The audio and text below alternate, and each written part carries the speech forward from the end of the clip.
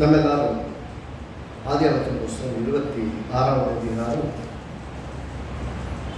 கேட்டுக்கொள்வோம்.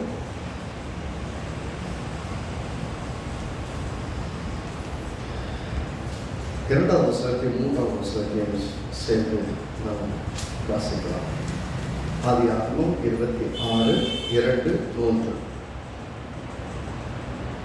இந்த கர்த்தர் அவனுக்கு தரிசனமாகி, அவனுக்கு சொல்லும்போது ஈசாக்குக்கு தரிசனமாகி, நீ எகிப்துக்கு போகாமல் நான் உனக்கு சொல்லும் தேசத்திலே குடியிரு, இந்த தேசத்தில் வாசம் பண்ணு, நான் உன்னோட கூட இருந்து உன்னை ஆசீர்வதிப்பேன், நான் உனக்கும் உன் சந்ததிக்கும் இந்த தேசங்கள் யாவையும் தந்து உன் தகப்பனாகிய ஆபிரகாமுக்கு நான் இட்ட ஆணையை நிறைவேற்றுவேன்.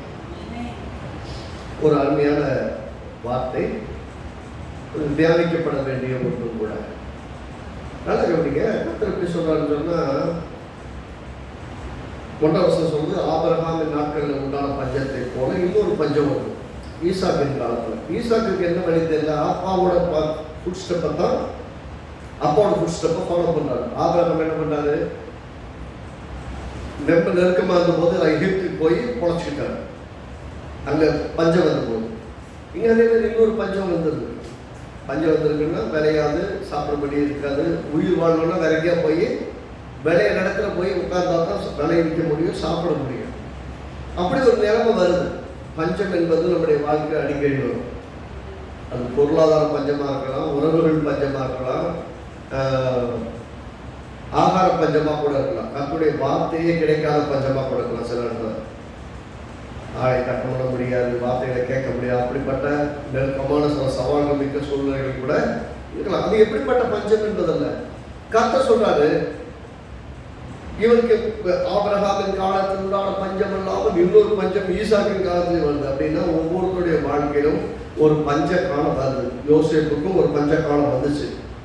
ஆனால் யோசேப்பு என்ன பண்ணாரு, யாக்கோபுடைய சந்ததி அறியாதபடிக்கு ஒரு சொத்தை சேர்த்து வைக்கிறதுக்கு கர்த்தர் முன்னாடியே அனுப்பிட்டார். ஆனால் இதில் நல்லா பார்க்கணும், ஒரு பிக்சரை பாருங்க. ஒவ்வொரு முறையும் பஞ்சம் வருது, பஞ்சத்துறையும் இவர்கள் வாழ்கிறார்கள், இவர்கள் அழியல. இன்னைக்கு நான் உங்களுக்கு முன்னாடி சொல்றது என்னன்னா, பஞ்சம் உங்கள் வாழ்க்கையில் வரலாம், ஆனால் உங்களை அழிய விட மாட்டார். உங்களை போஷிக்கிறதுக்கு கர்த்தர் வேலையெல்லாம் செஞ்சு வைப்பார். கையில் ஒன்றுமில்லாத பஞ்சம் மட்டும் கிடையாது, உறவுகளுக்கு பஞ்சம் ஆயிரும், தனித்து விடப்பட வேண்டிய ஆயிரும். யோசேப்பு பாருங்க, தனித்து விடப்பட்டான். ஒருத்தர் கூட கிடையாது, கூட அந்த 12 பேர் கூட பிறந்தேன்னு சொல்றான். 12 பேர் நாங்கள் மொத்த வீட்டில் இருந்து, ஆனால் ஒருத்தாங்க அடிக்கிறேன். தனித்து விடப்படுகிறான். எல்லாம் அவன் நெருக்கப்பட்டு பகைக்கப்பட்டு தனியாக விடப்பட்டுட்டான். இப்போ அங்கே போயிட்டு அவனோட திருமணம் செய்து பிள்ளை பெற்றெடுக்கும் போது தான் சொல்றான், கர்த்தர் என்ன பெரியமா, என் தகப்பன் வீட்டை குறித்தார் வேதனையை நான் மறக்கும்படி செய்தார் அப்படின்லாம் சொல்லி, நான் இழந்ததையெல்லாம் எனக்கு என் பிள்ளைகள் மூலமாக, பேர பிள்ளைகள் மூலமாக இந்த மாதிரி விஷயங்களை வீடு கட்டுகிறார் என்று யோசிப்பு சொல்லுகிறார். நல்லா அந்த பிக்சரை பார்த்தீங்கன்னா ஒரு படமாக பாருங்க. வேதத்தை வாசிக்கும் சும்மா அப்படியே வாசிக்கிட்டே போகக்கூடாது. நீங்கள் 4 அதிகாரம் வாசிக்கக்கூடாது. ஒரு வசந்த வாசிகள் நின்று அந்த பிக்சரை பார்க்கணும். ஒரு ஆபிரகாம் காலத்துக்கு பஞ்சம் இருந்தது, ஆனால் பஞ்சம் ஆபிரகாமை அழிச்சிடல, பஞ்சத்திலும் ஆபிரகாம் பிழைத்தான். பஞ்சம் உங்கள் வாழ்க்கையில் வரலாம், ஆனாலும் கர்த்தர் உங்களை பிழைப்பூட்டுவார், அழிய விட மாட்டார். சரிங்களா? பஞ்சம் வாழ்க்கையில் வராத யாருக்குமே பஞ்சம் வராதெல்லாம் கிடையாது, எல்லாருக்கும் வரும். பெரிய கோடீஸ்வரனுக்கு பஞ்சம் வரும். பெரிய பாருங்க, உலகத்திலேயே மிகப்பெரிய கோடீஸ்வரர்களாக இருந்து ஒரு பெரிய சாம்ராஜ்யத்தை உண்டாக்குறவங்க இந்த பைஜூஸ் சொல்லக்கூடிய எஜுகேஷன் இன்ஸ்டிடியூஷன். அவங்க அவ்வளோவா விஸ்தாரப்படுத்தினாங்க. சைபத்தில் கேள்விப்பட்ட ஒரு டோட்டலாக அவங்க ஒரு நெட்ஒர்க்கில் 0 ஆகி கடன் ஆகி ரொம்ப மோசமான நிலைக்கு எல்லாத்தையும் டெலிவரி பண்ணிட்டு வந்தாங்க. ஏன் அவ்வளோ பெரிய கோடீஸ்வரர்களாகவும் இருக்க முடியும், ஒன்றுமில்லாதவர்களாக இந்த உலகத்தில் ஆக முடியும். ரைட்டா? ஆனால் இயேசுவை விசுவாசிக்கிறவங்க பாருங்க, நீ வேதம் ஃபுல்லாக பார்த்தீங்கன்னா ஒருத்தர் கூட கையேந்தி நிற்கிற மாதிரி நிலைமை வந்தப்போ கூட கர்த்தர் கைவிடலை. அவங்க கொடுக்க வளர்த்த மாதிரி இருக்கிறாங்க. எலிசாவின் காலத்தில் ஒரு விதவை ஸ்திரீ சொல்லுறா, ஐயா என் வீட்டுக்காரர் இருந்தார், நல்லா பார்த்துக்கிட்டாரு, இப்போ என் வீட்டுக்காரர் இல்லை, இப்போ என் வீட்டுக்காரர் வாங்கின கடனுக்கு என் பிள்ளையை தூக்கிட்டு போறேன்னு சொல்றாங்க. அதனால இப்போ என்ன பண்றதுன்னு தெரியல ஐயா அப்படின்னு கேட்குறாங்க. சரி, உன் வீட்டில் என்னம்மா இருக்குன்னு கேட்குறாரு. எங்கள் வீட்டில் கொஞ்சம் கலையத்தில் எண்ணெயும் கொஞ்சம் எண்ணெய் மட்டும்தான் இருக்கு, வேற ஒண்ணுமே இல்லை. இப்ப அவங்ககிட்ட என்ன இருக்குது? கொஞ்சம் போல எண்ணெய் மட்டும்தான் இருக்கு. இப்ப இதை வச்சு என்ன செய்ய முடியும்? அவங்க சொல்ற ஃபர்ஸ்ட் என்ன கேட்கிறோம்? உங்ககிட்ட என்ன இருக்கு? ஒண்ணுமே இல்லைன்னா ஒன்றை உண்டாக்கி தர முடியும். ஃபர்ஸ்ட்ல நமக்கு என்ன இருக்குங்கிறது தெளிவு இருக்கு இல்லையா? அந்த அம்மாவுக்கு நல்லா தெரியுது, என் வீட்டுல கொஞ்சம் காலையில எண்ணெய் இருக்கு. இல்லையே இல்லைன்னு கிடையாது, ஏதோ கொஞ்சம் இருக்குது. கொஞ்சம் இருக்குன்னு சொன்னதை சொல்றாரு, நீ போய் எல்லா வீட்லயும் பாத்திரங்களை வாங்கி கொண்டு வந்து இந்த பாத்திரங்களை எண்ணெயை பார்த்து வை, அந்த பாத்திரம் நிரம்ப எடுத்து வை, கர்த்தர் வந்து அதை நிரப்பி தருவாங்க. போய் பக்கத்து வீட்டுலாம் பாத்திரங்களை வாங்கிட்டு வராங்க. வாங்கிட்டு வந்து பாத்திரங்களை வரிசையாக வைக்கிறாங்க. இவன் வந்து ஊற்றிக்கிட்டே வரான். அந்த பையன் அவங்க பையன்கிட்ட ஊற்றி கொடுக்குறாங்க, ஊற்றிக்கிட்டே வர்றான். கடைசி அந்த பையன்கிட்ட இன்னொரு பாத்திரத்தை கொண்டாப்பான பாத்திரம் என்ன வாங்கிறான். பாத்திரம் என்ன ஊற்றி வைக்க பாத்திரம் இல்லை, எல்லா வீட்லையும் வாங்கிட்டு வந்துட்டேன், இனிமேல் பாத்திரம் இல்லைன்னு சொல்லும் போது எண்ணெய் தருவது நின்று போடும். அப்போ நாம இல்லை, இதுக்கு மேல வைக்கிறதுக்கு எனக்கு இடம் ஆண்டவரே நீங்க சொல்ற வரைக்கும் கர்த்தர் நிறைவாய் ஆசீர்வதிக்கிறார். நீங்க ஒரு இந்த அம்மா பாத்தீங்கன்னா முந்தின நாள் இரவு பஞ்சத்தின் நாள், அடுத்த நாள் இரவு கொண்டாட்டத்தின் நாள். அப்படி ஒரு நாள்ல மாற்ற முடியுமா? நிச்சயமா கர்த்தரால் எதையும் செய்ய முடியும். நம்ம நினைக்கிறோம்னா நம்ம பார்வைக்கு முடியாது, நம்ம பார்வைக்கு சாத்தியம் இல்லை. ஒரே நைட்ல நம்மளுடைய கடன்களை எல்லாம் தீர்த்து தன் பிள்ளையும் காப்பாற்றிக் கொள்ள கர்த்தர் உதவி செய்யலாம். அதுதான் தேவன். நம்ம யார் ஆராதிக்கிற விஷயத்துல தெளிவில்லாம சும்மா போனோம், நானும் ஒரு ஆராதனை அட்டன் பண்ணேன், நானும் ஒரு சர்ச்சில் உட்காந்துருந்தேன், நானும் ஒரு பண்ணிட்டு வந்தேன், நானும் தசமா கொடுக்க காணிக்கவங்க. உங்களிடத்தில் கர்த்தர் எதிர்பார்ப்பது உங்களிடத்தில் நல்ல என்ன வருதுங்கிறத விட உங்ககிட்ட அவர் எதிர்பார்க்க விசுவாசம். நான் யார் என்பதை குறித்த அறிவு, நான் இதை செய்ய வல்லவரா இல்லையா என்பதை குறித்த தெளிவு, அவர் மேல் வைக்கக்கூடிய அளவில்லாத நம்பிக்கை விசுவாசம். அதை தவிர வேற எதையுமே கர்த்தர் உங்களிடம் எதிர்பார்க்கிறாங்க. அதுக்கு மேல ஏன் நம்ம காணிக்கை கொடுக்கும், தசமா கூட எதுக்கு? இந்த திருவிழா வாசிக்கும் வாசிச்சோம் இல்லையா? அவன் எது கொண்டு வந்தான்? அந்த மெல்கிசேதேக்கு வந்து ஆபிரகாமை எதிர்கொண்டு வந்தான். அவனை எல்லாத்தையும் ஆசீர்வதிக்கிறான். ஆசீர்வதிச்சோடனே அதை கடைசியா சொல்றது அவன் தான் கொண்டாங்க எல்லாவற்றையும் ஆபிரகாம் தசமம் கொடுத்தான். எதுக்கு கொடுக்குறான்? அவனுக்கு ஒரு தெளிவு இருக்கு, இன்றைக்கு நான் வாழ்ந்த இடத்துல கொடுத்த இடத்துல எனக்கு என்னை ஆசீர்வதிக்க வானத்தை பூமி உண்டாக்குறது உண்டானதெல்லாம் என்கிட்ட கர்த்தர் தான் கொடுத்துருக்கிறாரு. வேதம் ரொம்ப அருமையா சொல்லுது, நான் நிர்வாணியாய் வந்தேன், நிர்வாணியாய் கொண்டு வரும்போது கொண்டு வந்தோமா? பிறக்கும்போது ஒரு ட்ரெஸ் இல்லாமல் தான் பிறந்தோம். நம்ம அப்பா அம்மா தான் நமக்கு ட்ரெஸ்ஸே வாங்கி போட்டு விட்டாங்க இல்லையா? அடக்கம் பண்ணும்போது என்ன பண்றாங்க? இருக்கிற ட்ரெஸ் வைக்கலாம் கூறிவிட்டால் வேற துணியை சுற்றி அனுப்பிடுறாங்க. மொத்தம் கடைசி வரைக்கும் நமக்கு ட்ரெஸ் கூட வரும்போது கொண்டு வரலாம், போகும்போது கொண்டு போகல. அப்படின்னா நமக்கு கொண்டு எதெல்லாம் இருந்தோ எல்லாம் கர்த்தர் கொடுத்தார். அப்போ கணவர், பிள்ளை, வேலைகள், வருமானம், ஆசீர்வாதம், வீடு, சொத்து, நிலம் எதுவாக இருந்தாலுமே கர்த்தர் நாம் அனுபவிக்கப்படி வாழும்படி கொடுத்தது. அந்த நிச்சயமும் தெளிவு நமக்கு இருந்தோம்னா நம்ம இதெல்லாம் பார்க்கும்போது பெரிய சவாலை பார்க்க மாட்டோம். இங்க ஈசாக்குக்கு ஒரு பெரிய சவாலான்னு சொல்றாரு. அவங்க அப்பாவுக்கு வந்துச்சு, ஆபிரகாமுக்கு வந்துச்சு, ஜமானிச்சு பொழைச்சிக்கிட்டாரு. ஈசாக்குக்கு அப்படியே வருது, அதே ஐடியா தான் வந்து இருக்கும். ஸோ அப்ப எகிப்துல போய் பொழைச்சிக்கலாம். கர்த்தர் சொன்னாலும் எகிப்துல போய் அபிமேலுக்கிட்ட போகலாம், அங்கே போகலாம் பிளான் பண்ணுறான். பிளான் பண்ணிக்காம கர்த்தர் சொல்றாரு, கர்த்தர் அவன் தரிசனமாகி நீ எகிப்துக்கு போகாமல். எங்க போகக்கூடாது? நீ எகிப்துக்கு போகாம. அப்பா எகிப்துல போய் பொழைச்சிருக்கலாம். நான் என்ன சொல்றேன், எகிப்துக்கு போகாத, நான் உனக்கு சொல்லும் தேசத்திலே குடியிரு. அப்படின்னா சில ஆளுகிட்ட நீங்க போய் கையேந்தி நிற்கக்கூடாது. எனக்கு வாழ்க்கை இடம் முடியா, நாங்கள் பொழைச்சிக்கிறேன் அப்படின்னு சொல்லி யார்கிட்ட போய் நிற்கக்கூடாது. உன் எதிர்காலத்திலே உன் சந்ததிகளை சிறைப்படுத்தி 400 வருஷம் அடிமைப்படுத்தி வைக்க போகிற ஒருத்தங்கிட்ட போய் கையேந்தி நிற்கக்கூடாது. கர்த்தருக்கு உடம்பு இருக்காரு. நீ எதுக்கு போகாத. ஏனென்றால் நான் ஆபிரகாமுக்கு சொல்லியிருக்கிறேன். ஆபிரகாமுக்கு ஆதியாகமம் 15 சொல்லியிருக்கிறேன். எப்போ உன் ஜனங்கள் தங்களுடைய தேசமல்லாத அந்நிய தேசத்திலே 400 வருஷம் அடிமைகளாக இருப்பார்கள், திரும்ப அவ்விடத்திலிருந்து புறப்படுவார்கள், வெள்ளியோடு பொண்ணோடு புறப்படுவார்கள். கர்த்தர் சொல்லி வச்சிருக்கிறார். சொன்னதுதான் யாத்திராவும் 13-14 நடக்குது. எல்லாத்தையும் வாங்கிட்டு தான் கிளம்பி போறாங்க. அப்படின்னா கர்த்தர் வந்து ஒரு கரெக்டான பிக்சர் வந்து வச்சிருக்கிறார். யாருக்கிட்ட போகக்கூடாது, எங்க போகணும்.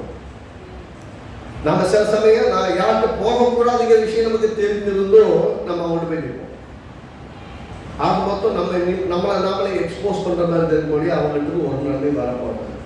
நம்மை குறித்து எல்லா இடத்துலையும் ஏளனமாய் பேசுவதற்கான வாய்ப்புகளை தான் நம்ம அவங்களுக்கு உண்டாக்கி கொடுப்பேங்க ஒழிய அவங்ககிட்ட ஒரு விசுவாசமான காரியத்தை நம்மகிட்ட பாரம்பரியத்துக்கு நம்ம சொல்றதுக்கு வாய்ப்பு இருக்காது. நம்மகிட்ட விசுவாசமா பேசுற மாதிரி பேசிட்டு பாரு அவங்க 10 ரூபாய் சுத்தராக கொண்டு இல்லாட்டி 10 ரூபாய் இருந்தாங்க அப்படி நம்மளை பத்தி தரக்குறைவாய் பேசக்கூடிய நிலைமைக்கு தான் போவோம். அதனால கர்த்தர் சொல்றாங்கன்னா, நீ அடிமைப்படும்படியாய் அவருடைய அடிமைப்படுத்தும்படியா இருக்கானே அவங்கிட்ட நீ போவாத.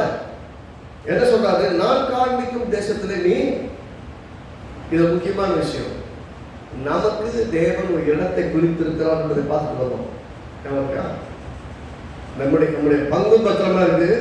நமக்குன்னு தேவன் ஒரு இடத்தை குறிச்சிட்டாருன்னா உலகமே எதிர்த்து வந்தாலும் சரி கர்த்தர் நம்ம எங்க குடியேற்றி வாழ. நம்ம பிள்ளை எங்க இருக்கணுமோ அங்க கரெக்டா இருப்பாங்க. சவால் இருக்கும், பிரச்சனை இருக்கும், எதிர்ப்புகள் இருக்கும். இல்லாதவரை நீங்க வாழ வச்சுக்கணும். நீங்க வாழ்க்கைப்படுத்துறீங்கன்னா வாழ வைப்பீங்க. இந்த கடுமையான வீட்டுல தான் நான் இருக்கிறேன், ஆனாலும் இந்த குடும்பத்தில் நான் ஒரு வெற்றியுள்ள மனுஷியாக நான் வாழும்படி கர்த்தர் உதவி செய்வேன். நான் கடினமான ஒரு அலுவலகத்தில் ஒரு தலைவனுக்கு கீழே தான் வேலை செய்யறேன். அந்த மேனேஜர் எவ்வளவு மோசமான இருந்தாலும், ஓனர் எவ்வளவு மோசமான இருந்தாலும் சரி, நான் உமக்கு பயத்தோடு இருக்கிறேன். நான் உண்மையாக உமக்கு முன்பாக நான் வேலை செய்கிறேன். என்னை பார்க்காமல் என்னை குறித்து எல்லா சொல்லக்கூடிய வார்த்தைகளாக எடுத்துட்டு நீங்க ஒருவேளை அந்த தலைவர்கிட்டலாம் செஞ்சாலும் கூட நாள் வரும், எல்லாத்தையும் நீங்க எக்ஸ்போஸ் பண்ணுவீங்க. ஒரு நாள் வரும் என்னை எல்லாருக்கும் முன்பாய் கனப்படுத்தும்படியாக நீ செய்வீங்க. நான் உண்மை நம்புறேன். உமக்கு உண்மையில வேலை செய்யறேன், உத்தமாக வேலை செய்யறேன், கொடுக்குற காசுக்கு வேலை செய்யல, நான் உண்மை பார்த்துட்டு வேலை செய்யறேன். எனக்கு எச்சமா நீங்க தான் நின்றுங்கன்னா நாட்கள் ரொம்ப தூரம் போகாது. அன்றைக்கு கடுமையமா இருக்கக்கூடிய நாட்கள் மாறும். ஒரு நாள் வரும் உங்களை விட்டு அந்த அலுவலகத்தில் சில வேலைகளை செய்வதற்கு ஆளே இல்லைன்னு வரும். உங்க குடும்பத்துல இதை செய்வதற்கு உங்களை விட்டு ஒரு ஆளே கிடையாது. ஒரு நாள் வரும். அந்த நாள் வரும்போது எப்படி நிற்பீங்கன்னா, எல்லாருக்கும் மேல நிற்பீங்க, எல்லாரும் வழி நடத்துகளா இருப்பீங்க, எல்லாரும் அற்பமாய் பார்த்து உயர்வாய் பார்ப்பாங்க. கர்த்தர் காட்டு இடத்துல இருக்கணும். நம்ம கண்ணுக்கு நல்லா இருக்கு அப்படின்னு பார்க்கறது இல்லை. லோத்து தன் கண்ணுக்கு பார்வைக்கு நல்லதுன்னு பார்க்கலாம், வாழ முடியல. ஆனா கர்த்தர் நமக்கு கொடுக்கிற ஒரு இடம் இருக்கு இல்லையா, அது எவ்வளவு மோசமா எங்களுக்கு கொடுத்த இடம் இருக்கு. நான் காண்பிக்க ஒரு தேசத்துக்கு குடியிருந்தாரு. அந்த தேசம் பஞ்ச தேசம். அங்க யாருக்கும் விளையில, விளையாத தேசத்துல வேதம் சொல்றது ஈசாக்கு 11 அதே 26 ஆதியாகமம் 26:12 சொல்லி ஈசாக்கு அந்த தேசத்தில், எந்த தேசத்தில்? அந்த பஞ்ச தேசத்தில். நான் காங்கி தேசத்துல இருந்தாரு, அந்த தேசத்துல இருக்கான், அந்த தேசத்துல விதைக்கிறான், பஞ்ச தேசத்துல விதைக்கிறான். கர்த்தர் அவனை ஆசீர்வதிக்கிறான். சொல்லுங்க, அவனை அப்படின்னா யாரு? நம்மை கர்த்தர் ஆசீர்வதிப்பதினால் அந்த வருஷத்தில் 100 மடங்கு அறுவடை செய்யலாம். கர்த்தர் நம்மை ஆசீர்வதிக்கிறோம்னா, நம்மளை ஆசீர்வதித்தால் 100 மடங்கு பலனை அனுபவிக்க முடியும். இது என்னன்னா, ஆண்டவரே அதே ஆசீர்வதிங்க, இது ஆசை கிடையாது, என்ன நீர் ஆசீர்வதி. எதுக்கு? நான் பெரிய ஆளா இருக்கிறதுக்கு மட்டும் இல்ல, நான் அநேகருக்கு ஆசீர்வாதமா இருக்கேன். நான் உங்களுடைய பிள்ளை என்பதை எல்லாரும் எப்படி அறிவாங்க?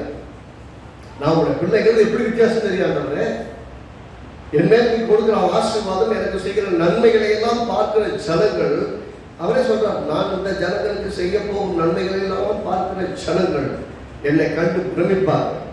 இப்படி ஒரு தேவன் இருக்கிறார் எங்களுக்கு.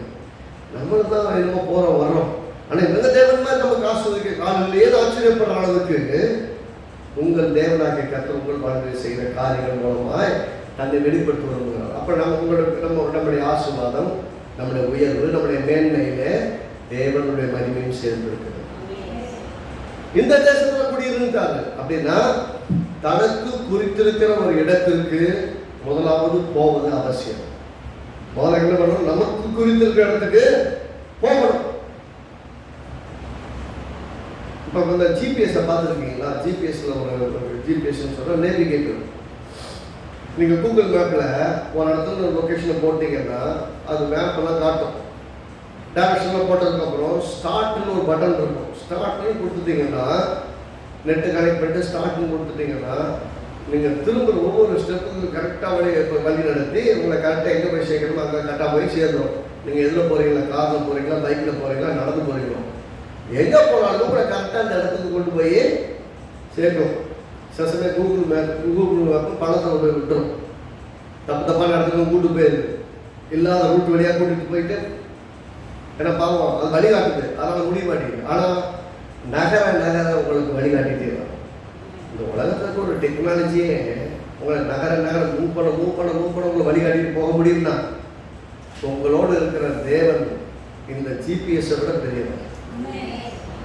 அது குளோபல் பொசிஷனிங் சிஸ்டம் சொல்றீங்க. நான் சொல்றேன் காட் பொசிஷனிங் சிஸ்டம் இருக்கீங்களா? உங்களுக்கு ஜிபிஎஸ் காட்ஸ் பொசிஷனிங் சிஸ்டம். அதுக்குள்ள நீங்க அடாப்ட் ஆயிருந்தீங்கன்னா, கர்த்தர்களை வழி நடத்துகிற விதத்தில் நீங்க அடாப்ட் ஆயிருந்தீங்கன்னா, கர்த்தர் நிச்சயமா உங்களை ஒவ்வொரு இடத்தையும் கரெக்டாக பண்ணி உங்க தப்பே நடக்காத வரைக்கும் உங்களை பார்த்துப்பாரு. நீங்க தப்பா ஒரு டெசிஷன் எடுக்க போறீங்கன்னா உங்க மனசுல சமாதானம் இருக்காது. ஒன்றை செய்ய போறீங்க அப்படின்னா உங்க மனசு பதப்பா இருக்கும், என்ன பண்ண டிஸ்டர்பா இருக்குது. அப்பயே தெரிஞ்சு சப்பா எனக்கு நான் தப்பா டெசிஷன் எடுத்தா நீங்க உதவி செய்யாண்டவரை சொல்லிட்டீங்கன்னா எல்லாத்தையும் கழிச்சு விட்டுருவாரு. நீங்க தப்பு செஞ்சிடாதபடிக்கு அந்த பிரச்சனையெல்லாம் கழிச்சு விட்டுருவாரு. அந்த எதிராக திட்டங்கள் எல்லாத்தையும் கழிச்சு விட்டுருவாரு. ஆனால் உங்கள்கிட்ட வரணும்னு நினைச்சு பிளான் பண்ணவங்க எல்லாத்தையும் கழிச்சு விட்டுருவாங்க. அகிதோப்பேலின் ஆலோசனை எல்லாமே அவமா போயிடும்.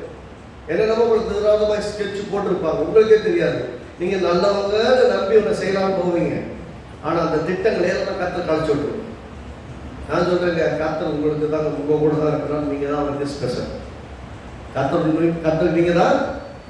அப்ப நீங்க தான் ஸ்பெஷல்னா கர்த்தர் உங்களுக்காக தான் வேலை செய்வாரு, யாருக்கும் வேலை செய்வாரா? நிறைய சமயத்தில் விசுவாசிகளுக்கு ஒரு குழப்பம்னா ஏன் தான் ஏன் சப்பா எனக்கு இப்படி செய்யறாங்க. ஆனா அவர்கிட்ட எப்படியெல்லாம் காப்பாற்றலாம்னு பார்த்துட்டு இருக்காரு.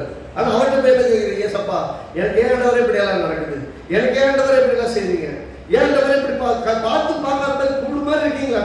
உங்களுக்கு கண்டு தெரியாதா, காது கேட்கல, அப்படியெல்லாம் பேசுறாங்க, தெரியாதவரே போய் கம்ப்ளைண்ட் பண்ணிட்டு அவர்கிட்ட ஏகப்பட்ட கேள்வி கேட்பாங்க. யோகிட்ட போய் கேட்டாங்க, அவங்க நிறைய பேசிட்டு வந்தான். யோகுடைய ஃப்ரெண்ட்ஸும் நிறைய பேசிட்டு வந்தாங்க. கடைசியில் போய் வரிசையாக கேட்டாங்க, 2 அதிகாரம் 3 அதிகாரத்தை வரிசையை நான் அதை செஞ்சேன், அங்கே இருந்தேன், இது பண்ணினேன், எங்கே இருந்தேன், உலகத்தை உண்டாக்குனேன், அங்கே அப்போ இங்கே நீ எங்கே இருந்த, இதெல்லாத்தையும் இயற்கையை உண்டாக்கி வச்சேன், மிருக ஜீவன் உண்டாக்கி வச்சேன், அதெல்லாம் கண்ட்ரோல் பண்ண கொடுக்க முடியுமா? எல்லாம் கேள்வி கேட்டாலும் புரிஞ்சு வச்சுக்கணும். இல்லைப்பா வருது என் கண்ட்ரோல்லே கிடையாது. இந்த புத்திக்கு புரியாத விஷயத்த நம்ம யோகு 42 சொல்றாரு, எனக்கு அறியாதது புரியாதது நான் உளவிட்டேன் அழைப்பில்லைன்னு சொல்றான். உடனே வச்சுட்டு இந்த மனுஷக்காரரை கால் விழுந்துறான். அவன் தன்னை தாழ்த்தின பின்பாக சொல்றாரு செய்யறாரு. அவனை முன்னே இருந்ததோட 2 மடங்கு ஆசிரமம் போயிட்டான். நமக்கு ஆண்டவர்கிட்ட போய் நீ என்ன ஆண்டவர் இப்படி செய்யல, ஆண்டவர்கிட்ட கேள்வி கேட்காதீங்க, ஆண்டவர்கிட்ட போய் அர்ப்பணி. அதை நீங்க வாழ்க்கையில ஒருபோதும் தப்பு பண்ண மாட்டீங்க. எத்தனை நாளே சொல்றீங்க, நம்ம வாழ்க்கையில கர்த்தர் தப்பே பண்ண மாட்டான்னு நிச்சயம் இருந்ததுன்னா உங்க வாழ்க்கையில இன்னைக்கு நடக்கிற போராட்டங்கள், சவால்கள், ஒருவேளை வறட்சியான நிலைமை, இந்த என்ன சொல்றது பஞ்ச காலத்துல நீங்க போயிட்டு இருந்தா கூட அந்த பஞ்ச காலத்தில் உங்களை படிப்பிக்கிற தேவன் ஒருத்தர் இருப்பார். அதை கத்துக்கிறீங்க, மக்களை கத்துக்கிறீங்க. உங்கள் பிரச்சனைகளான சூழ்நிலை மத்தியில் உங்களை சுற்றி இருக்கிற மக்கள் யாருன்னு கத்துக்க முடியும், உங்கள் தேவன் யாருன்னு பார்க்க முடியும். உங்களோட கூட நிற்கிறவர்கள் யார், உங்களை எதிர்க்கிறவர்கள் யார், உங்களுக்கு விரோதமாக போர்க்கொடி தூக்குறவர்கள் யாருன்னு எப்ப தெரியும்னா உங்களுடைய வாழ்க்கையின் போராட்டங்கள் மத்தியில் தான் உங்களுக்கு தெரியும். கூட யார் நிற்கிற, உங்களுக்காக யார் ஜெபம் பண்றா, உங்களை தைரியப்படுத்த யார் நிற்கிறா, உங்களுக்காக உண்மையான வாஞ்சியோடு உங்க கூட நிற்கிறது யாருன்னு கரெக்டாக காமிச்சுக்கணும். ஒரு காலம் எல்லாம் விட்டுட்டு விளையிடுவாங்க. இயேசு கூடயே இருந்தாங்க 12 பேர், எல்லாம் விட்டு விளையிட்டாங்க. ஆனால் இப்போ எல்லாரும் இயேசுக்கு என்ன தெரியும், இவங்க விட்டா ஓடி போறாங்க நல்லாவே தெரியும். ஆனால் இயேசு வந்ததுக்கு அவங்க நிறுத்துட்டாரா? என்ன அவளை மீண்டும் அழைத்து ஊழியக்காரர்களாக தான் வச்சார். கர்த்தர் எப்படின்னா நீங்கள் அவருக்கு எதிராக ஒரு துரோகத்தையே செஞ்சுட்டாலும் கூட நீங்கள் துரோகின்னு பட்டம் குட்டி முத்திரம் குட்டி உலகம் மாதிரி அனுப்பிட மாட்டார். திரும்ப விட்டு வரும்போது என் மகனை ஏற்றுக்கொண்டு அந்த மகனை ஏற்றுக்கொண்டு அவரை அங்கீகரித்து அவரை ஆசீர்வதித்து மீண்டும் பலப்படுத்தி அழகுபடுத்தி போவார். யோசிச்சு பாருங்க, இப்படி எல்லாம் பண்ணிட்டு போனதுக்கு அப்புறம் வந்து போய் நிற்கிறீங்க, அவங்க கொஞ்சம் திரும்பி கொடுத்து மீண்டும் வாழ வைக்கிறாங்கன்னா திரும்ப அப்படி ஒரு எண்ணம் வருமா தான் செய்யறது. இனிமேல் பாவம் செய்யாத நினைப்பான், அந்த பொண்ணுக்கு திரும்ப ஏதாவது செய்யணும் தோணுமா? நம்மளை நாயகம் கல்லறிஞ்சு கொண்டு போனவர் இவன் செய்யலாம். ஏன்னா அவர் எந்த விதத்துக்கு குற்றம் சாட்டப்படாதவர். உங்களில் யாரும் குற்றம் செய்யலன்னா கல்லறிக்கிறாரு, எல்லாம் போயிட்டாங்க. குற்றமே செய்யாதவர் உட்கார்ந்து இருக்கிறாரு, கல்லறி சகல தகுதி உடையவர் உட்கார்ந்து இருக்காரு. அவரை சொல்லி நீ போய் இனிமேல் பாவம் செய்யாத அனுப்புறாரு. திரும்ப போய் என்ன பண்ணி பாவம் செய்யுமா? பாவம் செய்யணும்னு நினைச்சாலும் கைகாலம் நடுவும். ஐயோ நம்ம கிட்ட அவ்வளோ திரும்பியா மன்னிச்சிருக்கிறோம். இன்னொரு பிடிச்சு கூட நிப்பாட்டலாம். கர்த்தருடைய அன்பு அவர் பிடிச்சு, அவ்வளோ ஒரு அன்பான தேவன் உங்களோட இருக்கிறார். இவன் ஒருவரும் விதைக்க முடியாது. 21 ஈசாக்கு அந்த தேசத்தில் விதைத்தான். கர்த்தர் அந்த தேசத்தில் அவனை ஆசீர்வதித்தபடியால் அந்த வருஷம் 100 மடங்கு பலனை அனுபவித்தார். 100% கிடையாது, 100 மடங்கு. ₹1 போட்டால் ₹100 அந்த மாதிரி கர்த்தருடைய ஆசீர்வாதம். ஒரு விதையை விதைச்சாங்கன்னா 100 தானியங்கள் இருக்கிற ஆசீர்வாதம். அவ்வளோ பெரிய ஆசீர்வாதத்தை கொடுக்குறாரு. 13 வருஷம் பின்னாடி அடுத்த வருஷம் அவன் ஐஸ்வர்யமானாகி வர பிடித்தியருக்கு மகா பெரியவன். வந்தது பஞ்ச தேசம். கூடயே சேர்ந்து பஞ்ச பாட்டு பாடிக்கலங்க. பஞ்ச பாட்டு பாடாம பஞ்ச தேசத்தில் ஆசீர்வதிக்கிற தேவனை பாடுகிறான். பஞ்ச பாட்டு பாடல, பஞ்சத்திலே ஆசீர்வதிக்கிறவரை பாடுகிறான். அவரை நம்புகிறான், அவரை விசுவாசிக்கிறான், அவரை அறிக்கிடுகிறான். அந்த தேசத்தில் அவன் வர விருத்தி எடுத்து பெரியவனாய் மாறிட்டான். நான் சொல்றேங்க, பஞ்சம் உங்கள் வாழ்க்கையின் உயர்வை நிறுத்த முடியாது. நீங்க வாழுகிற இடம், அந்த சூழல் எதுவுமே உங்கள் வாழ்வின் உயர்வை தடுத்து நிறுத்த முடியாது. உங்களையும் சரி, உங்கள் பிள்ளைகளையும் சரி, உங்கள் பிள்ளைகளின் ஆசீர்வாதத்தை இந்த உலகத்தினுடைய சிஸ்டமோ, இந்த உலகத்தில் பிசாசுடைய செயல்களோ, உங்கள் வாழ்க்கையில் வரக்கூடிய வெறுமையோ வறுமையோ அல்லது இந்த மாதிரி பஞ்சமோ எதுவும் உங்கள் உயர்வை தடுக்க முடியாது. கர்த்தர் நிச்சயமாகவே உங்களை ஆசீர்வதித்து உங்களை பெருக செய்யும். பஞ்சத்தின் மத்தியில் பெருக கொண்டு போதுதான் தெரியும் என் கூட தேவன் இருக்கிறார். நீங்க இன்னைக்கு போற கஷ்டமான பாதைகள், ஒரு படிப்பை படிச்சுட்டு வரீங்க. இந்த கஷ்டத்துல நம்மளை அறிய விடல வசனம் உயிரோட வச்சிருக்கிறாங்க. இன்னைக்கும் நமக்கு ஒரு நம்பிக்கை இருக்கு.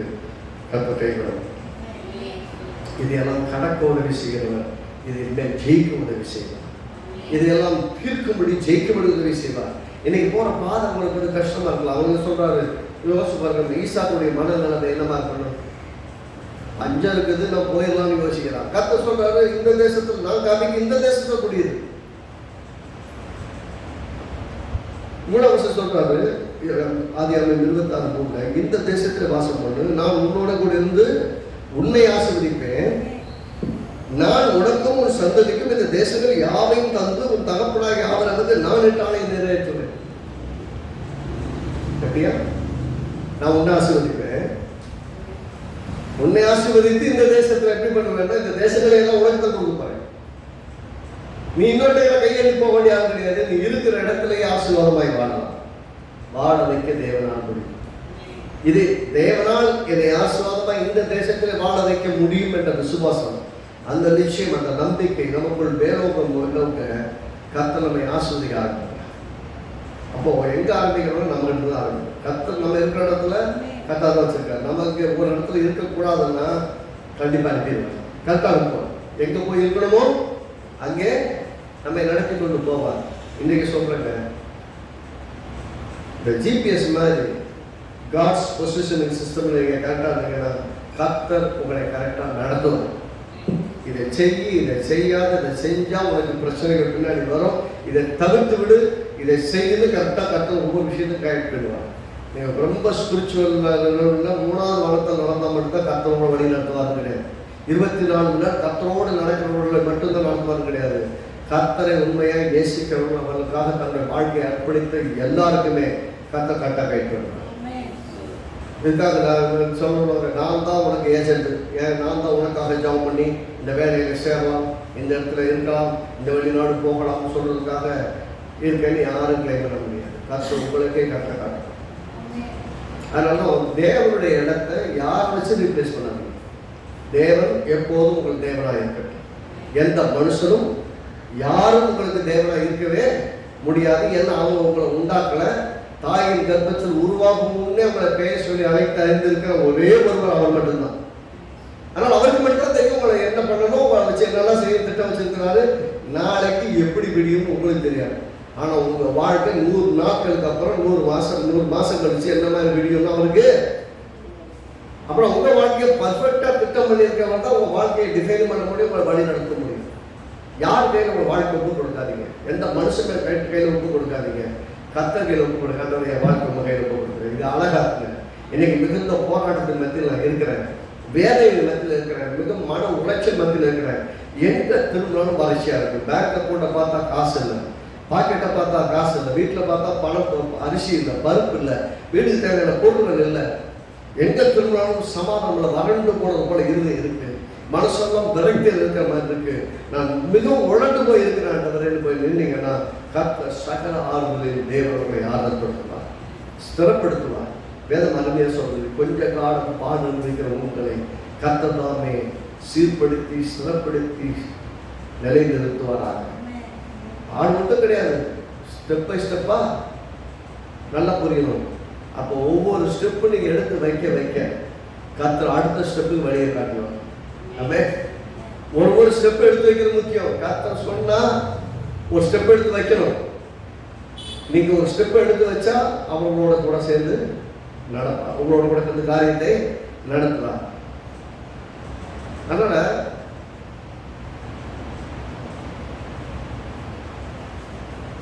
கர்த்தர் நம்ம ஏதாவது ஒன்று செஞ்சாத்த கர்த்தர் கூட சேர்ந்து வேலை செய்யணும். நான் வேலைக்கே போக மாட்டேன், எப்படி சிலர் பார்த்தீங்கன்னா நான் எங்கேயுமே வேலைக்கு போக மாட்டேன், எதுவும் செய்ய மாட்டேன், எதுவும் பண்ண மாட்டேன், ஆனால் கர்த்தர் வந்து என்னை ஆஸ்வதிக்கணும். இது சரியான ஒரு யோசனையாக யோசிச்சு பாருங்க. சங்கீதத்தில் 1ஆம் சங்கீதம் 3ஆம் வசனம் சொல்லுது, கர்த்தருடைய வேதத்துக்கு பிரியமா இருக்க மனுஷன் எவ்வளோ பாக்கியம் சொல்லிட்டு கஷ்டம் சொல்றது, அவன் செய்வதெல்லாம் செஞ்சாத்தானுங்க வாய்க்கிறது. நான் ஒண்ணுமே செய்ய மாட்டேன்னு எப்படி வாய்க்கிறது? நான் ஏதாவது ஒன்று செய்யணும், உழைப்பா, ஒரு வேலையா, யாருக்கும் ஒரு காரியத்தை செய்யணுமா, பேசணுமா, ஆண்டவரை பற்றி அறிவிக்கணுமா, ஏதாவது செய்யணும். நான் செஞ்சா கர்த்தர் அதை வாய்க்க பண்ணுவோம். நான் ஒண்ணுமே செய்யாம கர்த்தரை ஆசீர்வதிக்கிறேன்னு சொன்னீங்கன்னா நம்மளே ஏமாத்திக்கிறோம், கர்த்தரையும் சேர்த்து ஏமாத்த மாட்டோம். கர்த்தர் சொல்றாரு, நீ போகும் இடமெல்லாம் ஓட வைப்பீங்கிற. அப்ப அவரை விட்டுட்டு எங்கேயும் போகல, கூட தான் இருக்கிறாரு. அப்ப நீங்க எப்படி நீங்க செயல்படுறீங்க, என்ன செய்யறீங்க? நான் சொல்றேன், அவன் செய்வது எல்லாம் வாய்க்கணும் அப்படின்னு சொன்னா நாம ஏதாவது செய்தால் கர்த்தர் வாய்க்கப்பட முடியும் இல்லையா? ஒரு வேலை செஞ்சா அந்த வேலைகளை எல்லாத்தையும் ஆசீர்வாதமாய் செய்ய தேவன் உதவி செய்யணும். யோசேப்பு போத்திபார் வீட்டில் என்ன, அவன் செய்வதெல்லாம் கர்த்தர் வாய்க்கப்படுகிறபடியால் அவன்கிட்ட ஒரு கேள்வி கேட்கிறான். சிறைச்சாலையில போய் வைத்திருந்தால் அவன் செய்வதையெல்லாம் கர்த்தர் வாய்க்கப்படுகிறபடியால் சிறைச்சாலை அதிபதி அவன்கிட்ட ஒரு கேள்வி கேட்கிறான். யோசேப்பு ராஜாவுக்கு அடுத்த ஸ்தானத்தில் போய் உட்கார்ந்தான், தேசத்துடைய எல்லா விதமான காரியங்களை எல்லாம் நிர்வகித்தான். ராஜா வந்து அவங்ககிட்ட என்ன செய்யணும்னு ஒரு கேள்வி கேட்கவே இல்லை, எல்லாம் வந்து செஞ்சான். பாருங்க, ஏதாவது ஒன்று செய்தால் கர்த்தர் அந்த காரியத்தை வாய்க்கப்படுவார். அப்ப நாம என்ன செய்யணும் சொல்லுங்க? நான் ஏதாவது செய்யணும், செஞ்சா கர்த்தர் வாய்க்கப்படுவார். ஏன்னா அவன் செய்வதெல்லாம் வாய்க்கிட்டு இருக்கிறாரு. அப்ப நான் செய்வதெல்லாம் வாய்க்க வேண்டும் என்றால் நான் எதையாகவும் செய்தே ஆக வேண்டும். நான் ஐடியில் உட்காந்துட்டு என்னை கர்த்தர் ஆசீர்வதிக்கலைன்னு சொன்னீங்கன்னா நீங்க என்ன பண்றீங்கன்னா, நான் உட்கார்ந்த இடத்துலயே ஏதோ நடக்கும், அற்புதம் நடக்கும் நினைக்கிறீங்க. அற்புதம் நடக்கும் தான். பாருங்க, ஈசாக்கு ஒரு தேசத்தை வச்சார். ஈசாக்கு என்ன பண்ணா? சும்மா இல்லை, அந்த தேசத்துல விதையை விதைத்தான். விதைக்க கர்த்தர் அவனுக்காக மழையை வரப்படினார், அல்லது பணியை வரப்படினார், ஏதோ பண்ணார். ஆனால் அந்த தேசத்திலே கர்த்தர் அவனை ஆசீர்வதித்தபடியா அவன் செய்த வேலையெல்லாம் ஆசீர்வாதமா இருந்தது. ஆசீர்வதிக்கப்பட்ட நீங்கள் செய்கிற வேலைகள் எல்லாம் ஆசீர்வாதம் இருக்கும். அவனை என் வேலை ஆசீர்வதி கிடையாது, கர்த்தரவே என்னை நீர் ஆசீர்வதித்து என் வேலையிலே ஆசீர்வாதத்தை காணப்படும். கர்த்தாவை நீர் என்னை ஆசீர்வதித்து என் பிள்ளைகளின் வாழ்விலே ஆசீர்வாதத்தை காணப்படும். நான் உழைப்பில் ஆசீர்வாதத்தை காணப்படும். என்னுடைய தேவைகள் மத்தியில் என்னை ஆசீர்வாதமாக என்னை ஆசீர்வாதமாக அப்படித்தான் சொல்றாரு கர்த்தர். நான் உன்னை ஆசீர்வதிக்கிறபடியால் இந்த தேசங்களை எல்லாம் உனக்கு கொடுப்பேன். அவனுக்கு என்ன தெரிஞ்சு போது, போ இந்த தேசமெல்லாம் என்னோடதான் அங்க வாழணும், சாக முடியாது. என் தேசத்துல கர்த்தரை வாழ வைப்பேன்னு சொல்லிட்டாருன்னா அங்க நான் சாக மாட்டேன், சாக முடியாது. ஏன்னா இந்த வாழ வைக்கிறதுக்கு கூட ஒருத்தர் கேட்டாரு, பஞ்ச தேசத்தை பார்க்காத, பஞ்ச தேசத்தினுடைய வாழ வைக்கிற என்ன பாரு கர்த்தர் சொல்றாரு. பஞ்ச தேசத்துல வாழ வைக்கிறதுக்கு ஒரு கர்த்தரும் கூட இருக்கிறாருன்னா நீங்க எங்க இருந்தாலும் நன்றாய் வாழ முடியும். பஞ்சம் உங்களை அழிச்சிட முடியாது. எவ்வளவு பஞ்சம் பார்த்து உங்களை அழிச்சிட முடியாது. பொருளாதார இன்ஃபிளேஷனும் பொருளாதார மந்தநிலை பாதிப்புகளோ, உங்களுடைய வாழ்க்கையில் ஏற்படக்கூடிய தனிப்பட்ட வேலை இழப்போ எதுவுமே உங்களை அழிச்சிட முடியாது. பாருங்க, எத்தனையோ பேர் வேலை போச்சு. ஆனா வேலை இழப்பினால் எத்தனை பேர் செத்து போனாலும் வரல, சாப்பிட்றாங்க, வாழ்ந்துட்டு இருக்கிறாங்க, கடன் இருக்கு, தேவை இருக்கு, எல்லாம் இருக்குது. அதன் மத்தியில் கர்த்தர் வாழ வைக்கிறார். இன்றைக்கு நான் முன்னாடி வைக்கிற சவால் மாதிரி வைக்கிறேன். பஞ்ச தேசத்தில் இருந்தாலும் கர்த்தர் இங்க இருந்தா அங்க இருங்க, கர்த்தரை ஆசீர்வதிப்பார். ஆமென். கர்த்தரோட பொசிஷன் பண்ற இடத்துல நீங்க இருந்தா தான் கர்த்தர் ஆசீர்வாதமா இருக்க முடியும். கர்த்தர் என்ன பண்ணாரு, ஒரு முறை குடியில பொசிஷன் பண்ணாரு, யோசிப்பார். கர்த்தரோட முறை போட்டிமார் வீட்டுல பொசிஷன் பண்ணாரு. கர்த்தரோட சிறைச்சாலையில கொண்டு போய் பொசிஷன் பண்ணாரு. கர்த்தர் பார்வோனுக்கு அடுத்த ஸ்தானத்துல கொண்டு போய் பொசிஷன் பண்ணாரு. அவன் கஷ்டம் எங்க வருதுன்னா மொத்த இஸ்ரவேல் ஜனங்களுடைய வாழ்வுக்கும் ஆதாரமாய் மாறினார். உங்களுடைய மூவ்மெண்ட் மாறிட்டே இருக்கும். இன்றைக்கு ஒரு இடத்துல இருக்கலாம், நாளைக்கு ஒரு இடத்துல மூவ் ஆக வேண்டி இருக்கும். சில தேவைகள் சில சமயம் மூவ் ஆகிட்டு இருப்பீங்க. ஆனால் எங்க போனாலும் சரி கர்த்தர் உங்களோட இருக்கிறார். நீ போகும் இடமெல்லாம் தேவனாகிய கர்த்தர் உங்களோட இருக்கிறார். யோசேப்புடைய லைஃப் பார்த்தீங்கன்னா எல்லா இடத்துலையும் கர்த்தர் அவங்களோட இருந்தார். ஆமென். வசனம் போல பார்த்தீங்கன்னா யோசேப்பு போத்திபார் வீட்டில் இருந்தால் கர்த்தர் அவங்களோடு இருந்தார். சிறைச்சாலையில் இருந்தால் கர்த்தர் அவங்களோடு இருந்தார். ராஜா வீட்டுக்கு ராஜாவுக்கு அடுத்த ஸ்தானத்தில் இருந்தால் அவர் செய்த இடத்துலலாம் கர்த்தர் அவங்களோட இருந்தார். யார் இருக்கிறாங்க இருந்தால் முக்கியம். கர்த்தர் நம்ம கொண்டு இருக்கிறாரா? உங்களை சுத்தம் 1000 பெரிய திறமைசாலிகள் இருப்பதை விட கர்த்தர் இருந்தால், கர்த்தர் உங்களோட இருந்தாருன்னா 1000 திறமைசாலிகளை விட உங்களை 1000 திறமைசாலிகள் மேலே காட்டுவாங்க. உங்களோட படித்தவங்க, பட்டம் பெற்றவங்க, எல்லாத்துக்குமே திறமையாக நிறைய இருக்கலாம். ஆனால் கர்த்தர் உங்களோட இருப்பது ரொம்ப முக்கியம். கர்த்தர் இடத்துல இருந்தா இருக்கணும். மூவாகுன்னு சொன்னால் மூவாகணும். நீங்கள் மூவாக தான் ஜிபிஎஸ் வேலை செய்யும். அடுத்த ஸ்டெப்புக்கு கட்ட வழி நடத்துவார். அடுத்த ஸ்டெப் எடுத்து வைக்கும் போதெல்லாம் பத்திரமா உங்கள் பாதங்கள் கல்லிலே இடராதபடிக்கு கர்த்தர் தம்முடைய தூதர்களை கொண்டு காத்துக் கொள்ளுவார். ஆமென். ஆனால் ஒவ்வொரு சமயம் மூவ் பண்ணிக்கிட்டே இருக்கணும். ஏசாயா 30ஆவது அதிகாரம் கடைசி ஒரு வசனத்தை வாசித்து இருப்போம். ஏசாயா 30ஆவது அதிகாரம் 23ஆவது வசனம். இதில் முக்கியமாக அது வாசிக்கிறதுக்கு ஒரே ஒரு காரணம் என்னன்னா, இருக்கிற இடத்துல சும்மா இருந்ததில்லை. நீங்கள் ஏதாவது ஒன்று செய்யணும். செஞ்சால் தான் கர்த்தர் உங்களை ஆசீர்வதிக்க, செய்வதை வாய்க்க செய்ய முடியும். பாருங்க, ஏசாயா 30:23. அப்பொழுது நீ நிலத்தில் விதைக்கும் உன் விதைக்கு, எல்லாத்தையும் தெளிவாக வாசிங்க. அப்பொழுது நீ நிலத்தில் விதைக்கும் உன் விதைக்கு அவர் மழையையும் நிலத்தில் பலனாகிய ஆகாரத்தையும் தருவார். அது கொழுமையும் புஷ்டியுமாக இருக்கும். அக்காலத்தில் ஆடு மாடு விஸ்தாரமான மேய்ச்சொல்ல ஸ்தலத்திலே மேய். எப்படி சொல்றாருன்னா, நீ நிலத்துல விதைக்கணும், உன் விதைக்கு அவர் மழை வர பண்ணுவார். மழை வர வைக்க வேண்டியது அவருடைய வேலை. மழையை நீங்க வர வைக்க முடியாது, ரைட்டா? ஆனால் நீங்க விதைக்கலாம். மழையே வரல, எப்படி விதைக்கிறது? அவர் விதைன்னு சொன்ன விதைச்சிருக்க. முளைக்க வைக்கிறதுடைய வேலை யார் வேலை? கர்த்தருடைய வேலை. கர்த்தருடைய வேலை நீங்களும் செய்ய முடியாது, நானும் செய்ய முடியாது. யாரும் செய்ய முடியாது, செய்யவே முடியாது, ரைட்டா? சங்கீதம் 1:3 வாசாமல் செய்வதெல்லாம் வாய்க்கணும். அதே மாதிரி உபாகமம் 29:9 வாசிக்கிறாலும், உபாகமம் 29:9 வாசிக்கிறாலும் அதே தான், செய்வதெல்லாம் வாய்க்கணும். உபாகமம் 29:9 வாசித்து நிறைவு செய்யும். அதுக்கு முன்னாடி ஆசீர்வாதம் சாபத்தை பற்றி வரிசையாக வந்திருக்கோம். 29:9. இப்போதும் நீங்கள் செய்வதெல்லாம் உங்களுக்கு வாய்க்கும்படிக்கு இந்த உடன்படிக்கையின் வார்த்தைகளை கை கொண்டு அவைகளின்படி செய்வீர்களாக. திரும்ப வாசிப்போம். இப்போதும் நீங்கள் செய்வதெல்லாம் உங்களுக்கு வாய்க்கணும்னா என்ன செய்யணும்? இந்த உடன்படிக்கையின் வார்த்தைகளை கை கொள்வீர்களாக. அப்புறம் கர்த்தருடைய வார்த்தையை கை கொண்டா கர்த்தர் நிச்சயமாகவே ஆசீர்வதிப்பார்.